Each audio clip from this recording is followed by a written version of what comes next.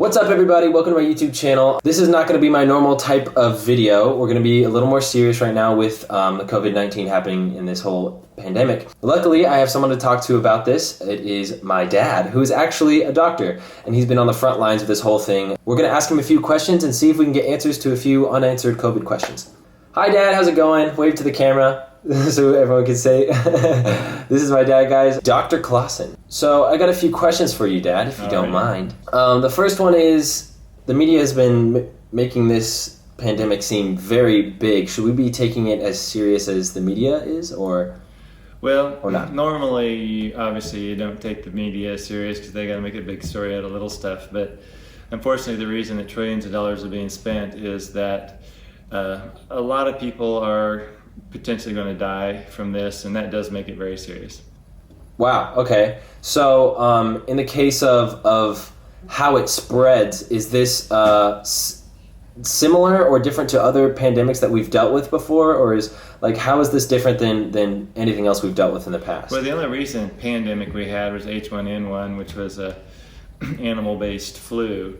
That was not nearly as serious as this, as far as the number of fatalities that I'm aware of. The virus was a virus for bats, and so the receptors on the virus's wall are not correct for humans, and somehow it adapted and developed the receptor that works for human cells, and as such it's much different than the other coronaviruses that we have commonly for the common cold and so forth.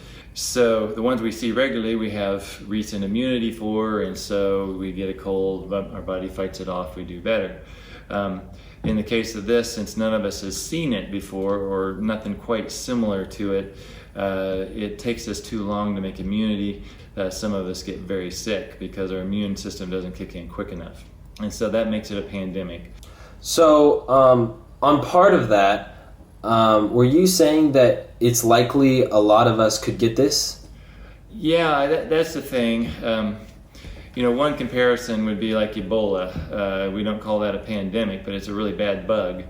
And Ebola, almost everybody dies, unfortunately. But because of the severity of Ebola, we can actually isolate everyone that has it and keep it from spreading. The coronavirus produces a mild symptoms, and so you can't necessarily know who all has it very easily unless you just tested everyone, and I'm sure the test is expensive. So to summarize, the mildness of the symptoms and effects of this disease is actually making it more dangerous in some ways. Oh, dangerous to those that are going to die from it, yes.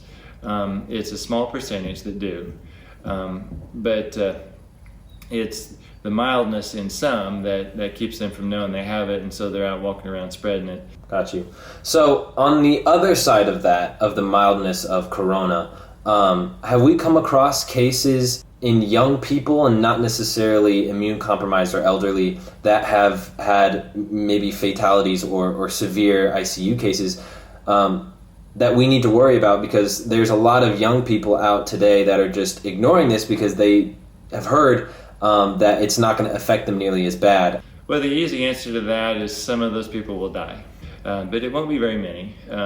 People with normal immune systems often do just have a cold, and so there'll be many of those people that say, see, it was fine and it'll be fine, but they will expose somebody who will die who was immune compromised, or there will be a few of them who had good immune systems but for some reason their immunity was down. Whatever the reason, there are some young healthy people that do develop severe disease, and some of those die.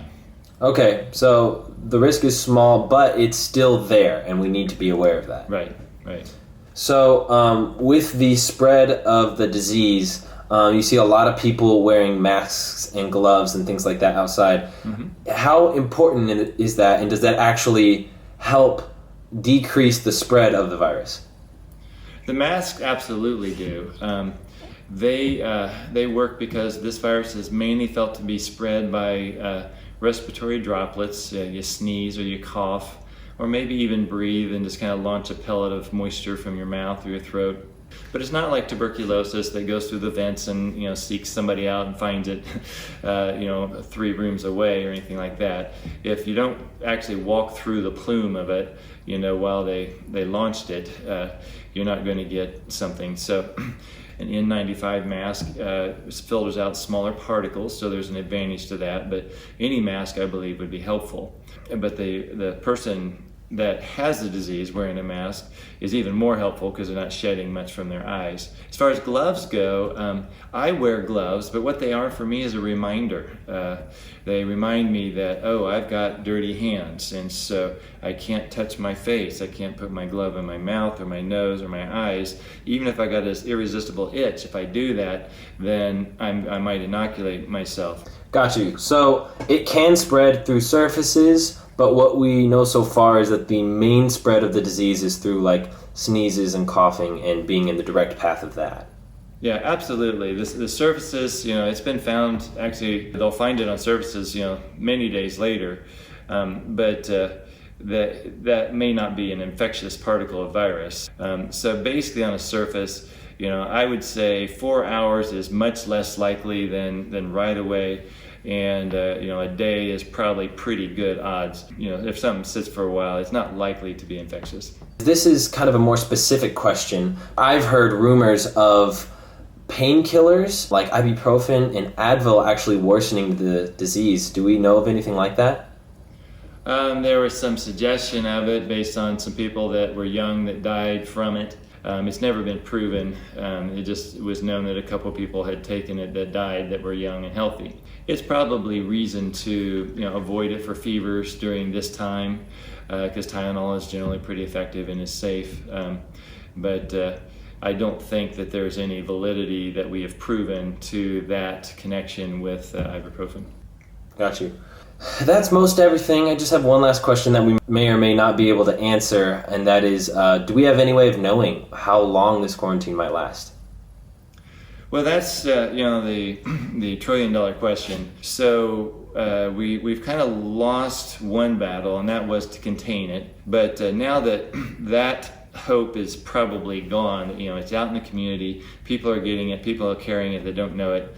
The second goal of isolating is what they call flattening the curve, and so that's the idea of instead of everybody getting it all at once, what happens then is the medical system is overwhelmed, and so they have 30 people that need a ventilator, and they've got 5 ventilators in a hospital, and so they say, okay, we got to pick the 5 people most likely to survive this to put on a vent, and the rest of you just have to die.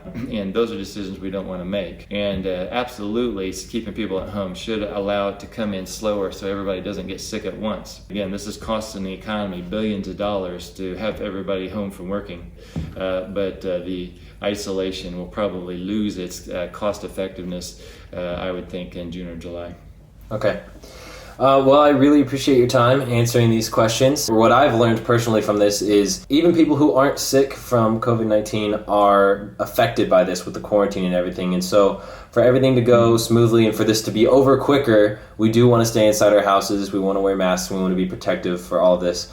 Yep. And if you say, well, I'm not likely to get really sick, but then you end up knowingly or not knowingly exposing somebody who dies, imagine living with that. But obviously, if you died, that'd be a big deal too, which is still possible. Mm-hmm. Anyways, really appreciate it. I guess I'll see you soon, Dad. All right. Bye, guys. Bye.